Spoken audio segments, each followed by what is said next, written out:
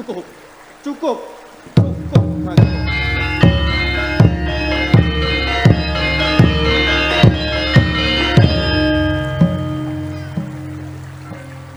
Sinuwun.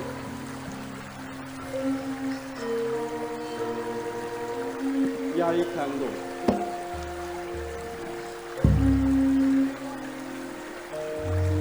Ingsun babar pisan ora lali marang pawelinge Syadi.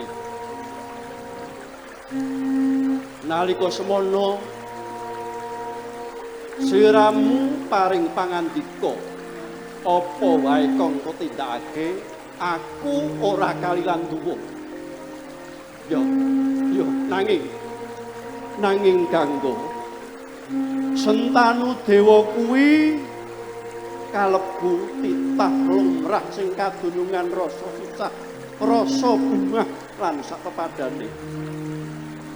Mula sawise cacah 7 bayi kang kok lairake kok larung ing Bengawan Ganggo. Dina iki putra ingkang mijil angka 8 iki tak jaluk bakal ndak kula wentah bakal tak gedhekake ing tembe murine bakal ingsun dadekake ratu ing negara Ngastina gumanti marang ingsun samangsa-mangsa Prabu Sentanu wis lalu yuswa. Sinuwun. Piye Ganggo? Pangandika Paduka kala wau semua nutuh dateng pun Ganggo. Kawuni ngono sedaya pakarti kala wau yentosipun sesambungan kalian lelakoning Ganggo tuwin para wasurumuhun. Lelakon apa? Lelakon apa Ganggo?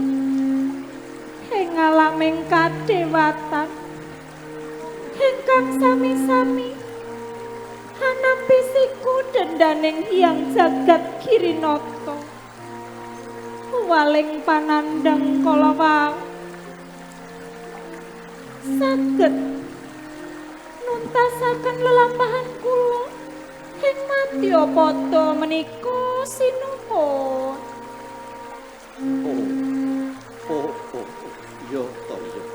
Yo to yo Ganggo yen ngono bisa tak mesthekake kalamun salyektine babar pisan tumraping Prabu Sentanu ora ana gambare Prabu Sentanu sethithik wae ning pojok ing atimu. Tegese kena darani ki ora tresna kelawan pun Kakang ning ora apa-apa.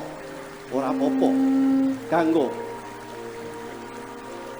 Sayektine sira iku sawijining widodari sing wis kamanungsan.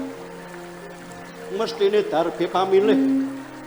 Syadi milih mestuti dawuh pengendikane Sang Hyang Jagat Pratingkah apa labuh katresnanmu kelawan Prabu Sentanu.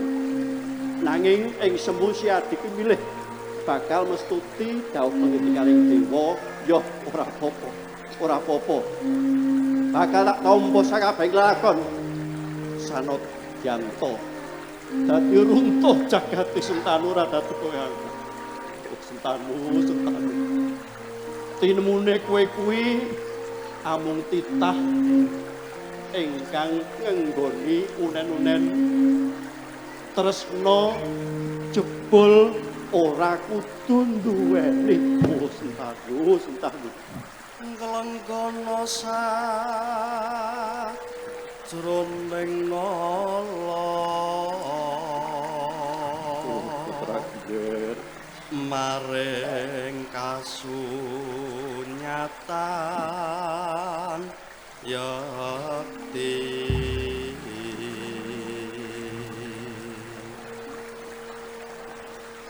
Sinuwun. Kalilan ana putra Paduka sawetawis mangsa kula wentah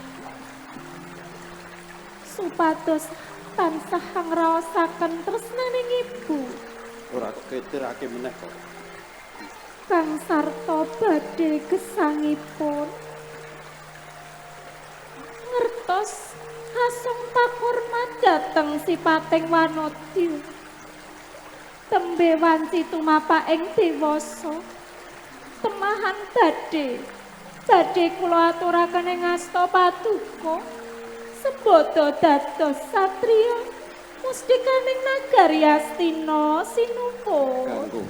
Nanging kena tak ugemi apa kang dadi aturmu kuwi to Yayi. Ora kok larung meneh putraku iki. Boten. Yo, Boten sinuwun. yen mangkono aku banget jumurung marang apa kang dadi kersane Si Adi. Nanging reh dene putraku iki mijil priya lilananipun Kakang bakal peparing jimat asma ya Yayi. Putraku iki mijil priya dasar tedak turuning dewa. Mula sineksenan jagat saisine. Putraku iki ndak paringi tetenger Raden Dewa Brata.